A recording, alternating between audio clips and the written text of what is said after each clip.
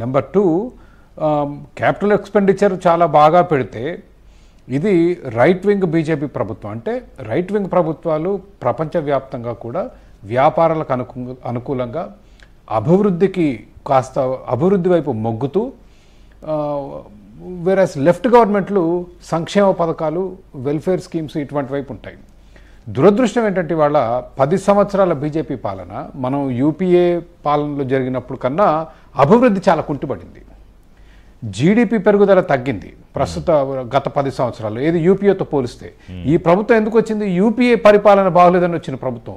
ఒక జీడిపినే కాదు, stock market is under performing, 2 wheeler sales under performing, ఏది మన మోటార్ సైకిల్ ఇవన్నీ కూడా రేట్ ఆఫ్ గ్రోత్, నేను నెంబర్ రానట్లేదు, రేట్ ఆఫ్ గ్రోత్ చూసుకుంటే 2 వీలర్స్ తక్కువ, 4 వీలర్స్ తక్కువ, విదేశీ పెట్టుబడులు తక్కువ, ఎగుమతులు దిగుమతులు కూడా rate of growth is below UPA.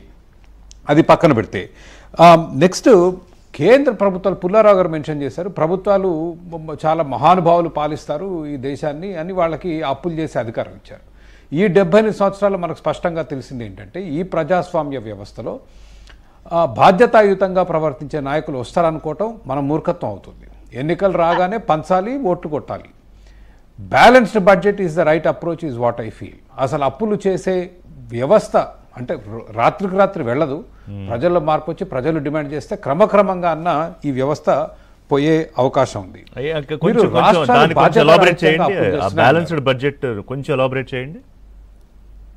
Balance budget అంటే వచ్చిన ఆదాయం, కేంద్ర ప్రభుత్వానికి ఏదైతే ఆదాయం వచ్చిందో, ఇవాళ కేంద్ర ప్రభుత్వ ఆదాయం 35 లక్షల కోట్లు, వాళ్ళ బడ్జెట్ ఎంత? 50 లక్షల కోట్లు. మీకు 3.5 లక్షల ఆదాయం ఉండి 5 లక్షలు ఖర్చు పెడతా అంటే ఎట్లా? ఆ మిగిలిన 15 లక్షలు ఎక్కడి నుంచి వస్తున్నాయి? మళ్ళీ పోయి అప్పులు తెస్తారు.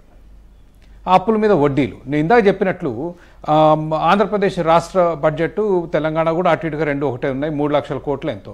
దాంట్లో మీరు దగ్గర 80-90 వేల కోట్లు అంటే దాదాపు 1,00,000 కోట్లు మీరు వడ్డీలు కట్టేస్తే అదే 1,00,000 కోట్లు ఈ రోజు రాష్ట్రం దగ్గర ఉంటే ఒక ఇండివిజువల్ ఫ్యామిలీ కానీ వ్యక్తి కానీ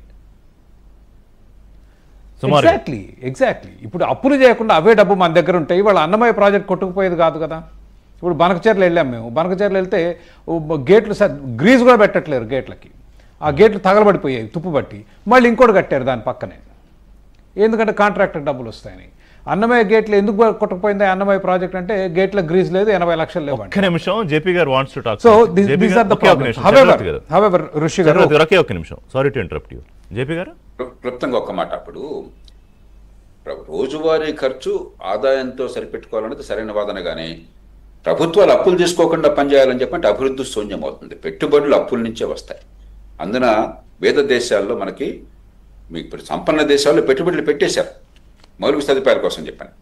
మనకి ఇంకా రోడ్లు లేవు, రైల్ నెట్వర్క్ లేదు, పబ్లిక్ ట్రాన్స్పోర్ట్ నెట్వర్క్ లేదు. హైదరాబాద్ నగరాల్లో నీటిపారుదల ఇంకా పూర్తి కాలేదు, డ్రైనేజ్ వ్యవస్థలు సరిగ్గా లేవు. కాబట్టి ఎలా ఖర్చు పెట్టామని చూడాలి, కానీ అసలు ప్రతి రూపాయి కూడా ఆ పెట్టుబడికి కూడా అప్పొద్దు అని చెప్పంటే ప్రభుత్వం నడవడం అసాధ్యం. చక్రవర్తి గారు వారి వాటిని అంగీకరిస్తున్నారు. గోల్డెన్ రూల్ అని చెప్పినది అంటే రోజువారీ ఖర్చు మీరు రోజువారీ ఆదాయం నుంచి పెట్టాలి. అప్పు తీసుకొచ్చిన డబ్బు రేపు పొద్దున ఆదాయాన్ని పెంచి ఆస్తులు పెంచే పెట్టుబడులు కట్టాలన్నది సరైనటువంటి సూత్రం అవుతుంది. చక్రవర్తి గారు లేదు, మా జేపీ గారి వాదనలో ఏమాత్రం తప్పు లేదు, ఐ అగ్రీ. కానీ ఈ ప్రజాస్వామ్య వ్యవస్థలో ఉచితాలు ఇచ్చే పోటీ పడే ప్రభుత్వాలు వచ్చిన తర్వాత రైట్ వింగ్ లేదు, లెఫ్ట్ వింగ్ లేదు, అందరూ తెగబడి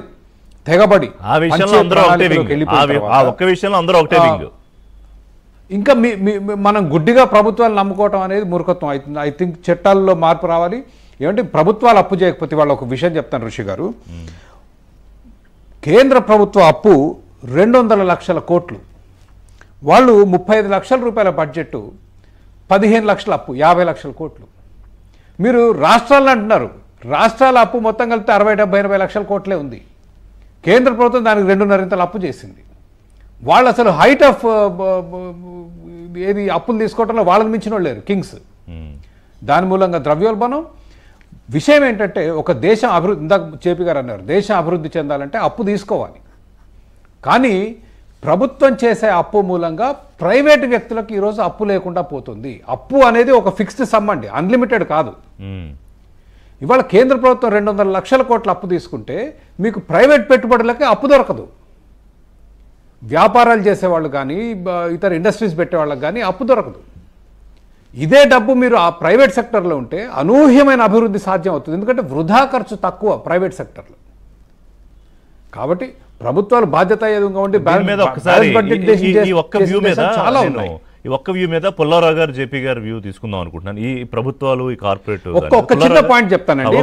ఒక రూపాయి అప్పు ఉంటే ఇవాళ ఒక చిన్న క్లారిఫికేషన్ బిఫోర్ యూ గో. ఒక రూపాయి అప్పు ఉంటే 50 పైసలు అప్పు ప్రభుత్వాలే ఉన్నాయి ఇవాళ. 25-30% పైసలు కంపెనీలు చేస్తున్నాయి, ఇంకో 20-25% ప్రజలు చేస్తున్నారు అప్పులు.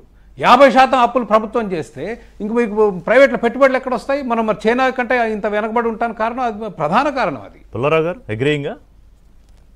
ఇప్పుడు వాళ్ళకి హార్డ్ అండ్ ఫాస్ట్ రూల్ కష్టం. ఎందుకంటే ఇందాక జేపీ గారు ఏమన్నారంటే 293 ఆర్టికల్ మంచిది బాగా